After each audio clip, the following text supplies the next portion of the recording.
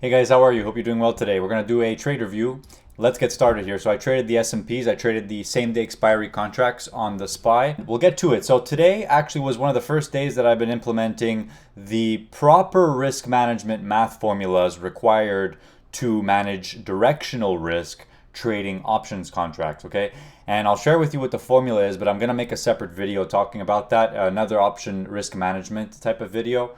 But generally, I'll give you the basic formula in this video later on in the video.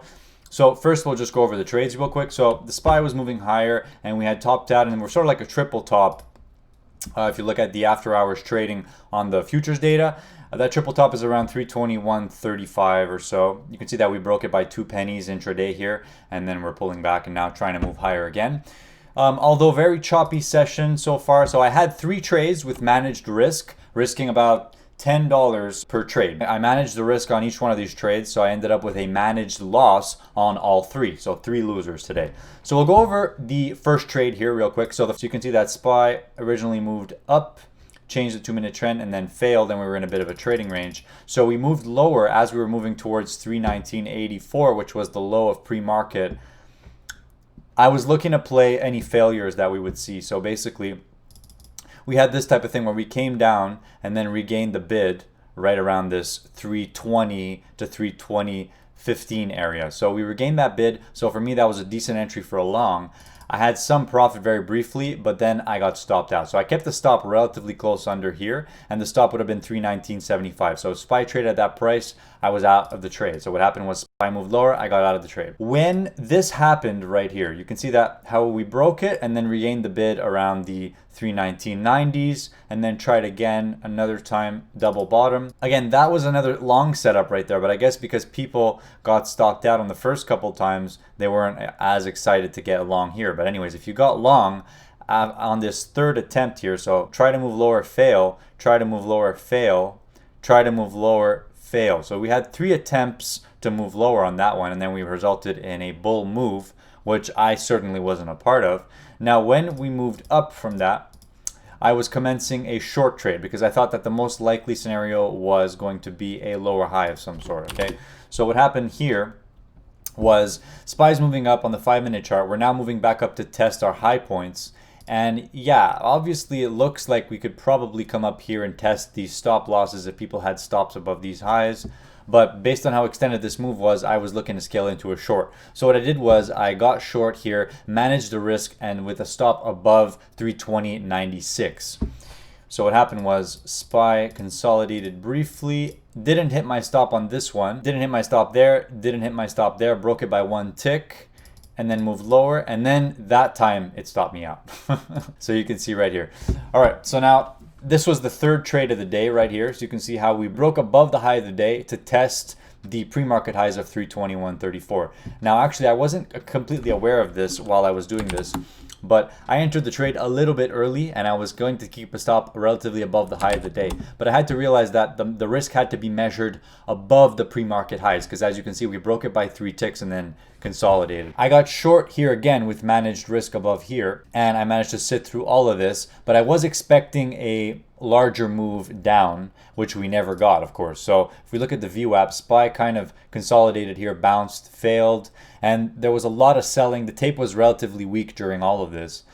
Held offers all around the board. The financial sector is seeing some profit taking today. Again, we broke below it again, one shot, failed, and then another time failed, and now we're just kind of grinding back up. So that's the nature of the S&Ps when there's no volume, no selling pressure. We just kind of go back up. So what happened was I was in profit briefly on all of this, but I was looking for a little bit more profit to the low 320s actually. I was looking for about 320.25, but we didn't quite get that. And I stopped out for, again, a managed loss. I had the stop loss in, I guess my fill was 37 and I had the stop at 26. And I stopped out, I got filled at 25. So there's my trade log. Entry, exit, entry, exit, entry, exit. All 1 lots, 3 losers. But the risk was managed. So let's just keep repeating this, and we'll see if we can get anywhere.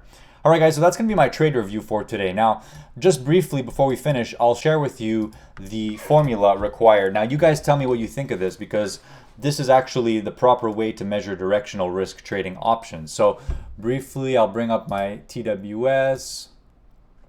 Okay, so take a look at this option. Let's look at a random option. Let's look at this option right here, the 321 put. You can see that bid and ask is here, and this is the delta and the gamma. So we want to measure our average directional risk in this trade. So first we need to know what our risk is in the underlying contract. So let's assume that we're risking 60 ticks in the SPY. So from our entry point to the exit point, we're risking 60 ticks.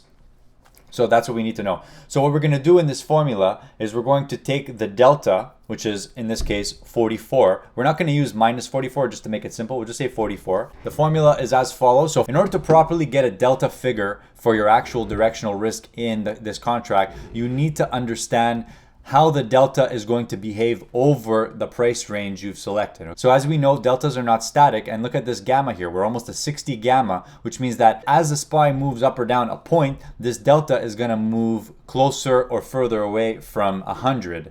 So there's a lot of gamma there, and we need to calculate that into our risk management. So if you just use a delta to manage your risk, that's not a good directional indicator, because you need to understand the rate of change of delta in order to properly calculate that directional risk. So let's go ahead. I'll give you the formula right now. So first we want our basic delta, in this case, which is 43. And then we need to measure delta of the contract at our point of exit. So that way we can calculate an average delta to base the risk off of. So let's do it right here. So it's going to be, let's round it off to 44. So let's say 0.44.